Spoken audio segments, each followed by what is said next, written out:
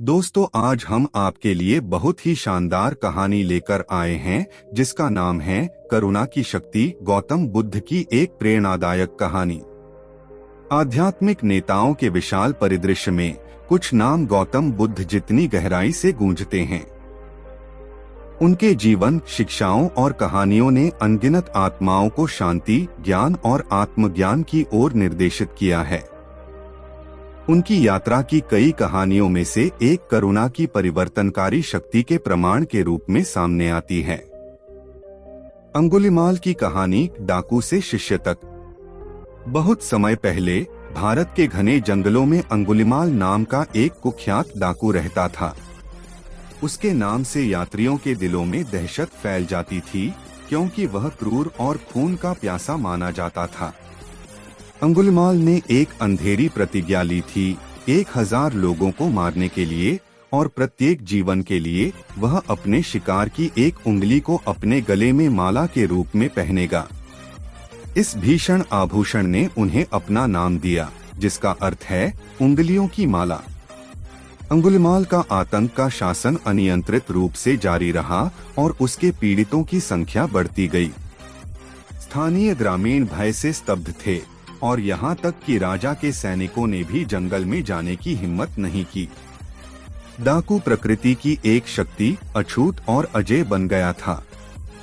हालांकि अंगुलीमाल के कृत्यों की खबर गौतम बुद्ध के कानों तक पहुंच गई। अपने शिष्यों की चेतावनियों और खतरों के बावजूद बुद्ध ने डाकू का सामना करने का फैसला किया। केवल अपने वस्त्र और करुणा से भरे हृदय के साथ बुद्ध जंगल की ओर निकल पड़े। मुठभेड़। जैसे ही बुद्ध जंगल से गुजर रहे थे, अंगुलीमाल ने उन्हें दूर से देख लिया। डाकू अपने अगले शिकार का दावा करने के लिए उत्सुक होकर अपने छिपने के स्थान से कूद गया और बुद्ध की ओर बढ़ गया।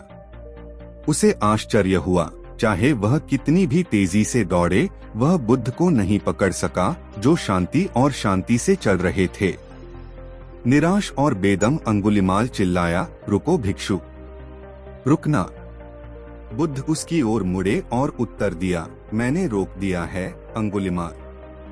यह आप ही हैं जिन्हें रुकने की जरूरत है। इन शब्दों से भ्रमित होकर अंगुलीमाल ने स्पष्टीकरण की मांग की। बुद्ध ने बड़ी करुणा के साथ समझाया कि उन्होंने घृणा, हिंसा और अज्ञान की अपनी यात्रा रोक दी है। बुद्ध ने अंगुलीमाल से भी ऐसा ही करने का आग्रह किया, अपने विनाशकारी मार्ग को रोकने और प्रेम और समझ का जीवन अपनाने के लिए। रूपांतरण। अंगुलीमाल के भीतर कुछ गहन हलचल हुई। बुद्ध की उपस्थिति में उन्हें शांति की गहरी अनुभूति हुई, कुछ ऐसा जो उन्होंने पहले कभी अनुभव नहीं किया था।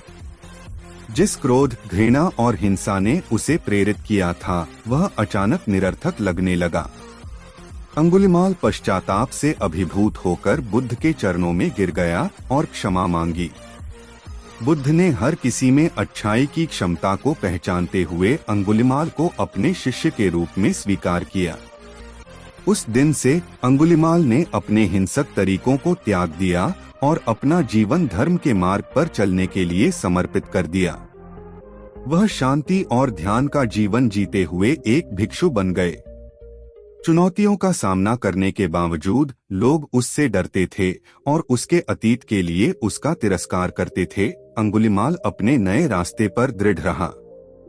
सचेतनता और करुणा के अपने गहन अभ्यास के माध्यम से उन्होंने अंततः आत्मज्ञान प्राप्त किया, जिससे यह साबित हुआ कि करुणा की शक्ति से सबसे कठोर दिलों को भी बदला जा सकता है। सबक। अंगुलीमाल की कहानी एक शक्तिशाली अनुस्मारक है कि बदलने में कभी देर नहीं होती। इससे कोई फर्क नहीं पड़ता कि कोई व्यक्ति धार्मिकता के मार्ग से कितना भटक गया है, मुक्ति का अवसर हमेशा रहता है। गौतम बुद्ध की अटूट करुणा हमें दिखाती है कि समझ और प्रेम के साथ सबसे खोई हुई आत्माएं भी आत्मज्ञान की ओर अपना रास्ता खोज सकती हैं। यह कहानी हमें यह भी सिखाती है कि सच्चा साहस शारीरिक शक्ति या हिंसा में नहीं, बल्कि क्षमा करने और स्वयं को बदलने की क्षमता में निहित है। यह हमें अपने निर्णयों से परे देखने और हर व्यक्ति में अच्छाई की संभावना देखने की चुनौती देता है, चाहे उनका अतीत कुछ भी हो। निष्कर्ष, आज की दुनिया में जहां क्रोध और संघर्ष हावी होता जा रहा है, अंगुलीमाल और बुद्ध की कहानी पहले से कहीं अधिक प्रासंगिक है। यह हमें करुणा की असीम शक्ति, क्षमा के महत्व और मुक्ति की संभावना की याद दिलाता है। इन सिद्धांतों को अपने जीवन में अपनाकर हम अपने और अपने आसपास की दुनिया में सकारात्मक बदलाव ला सकते हैं। यह कहानी इस बात का एक शाश्वत उदाहरण है कि कैसे गौतम बुद्ध की शिक्षाएं लोगों को शांति, समझ और परिवर्तन के जीवन के लिए प्रेरित और मार्गदर्शन करती रहती हैं। दोस्तों, आपको हमारा वीडियो कैसा लगा, कमेंट करके जरूर बताएं। अगर आपको हमारा वीडियो पसंद आया हो तो वीडियो को लाइक करें और हमारे चैनल को सब्सक्राइब करें। धन्यवाद।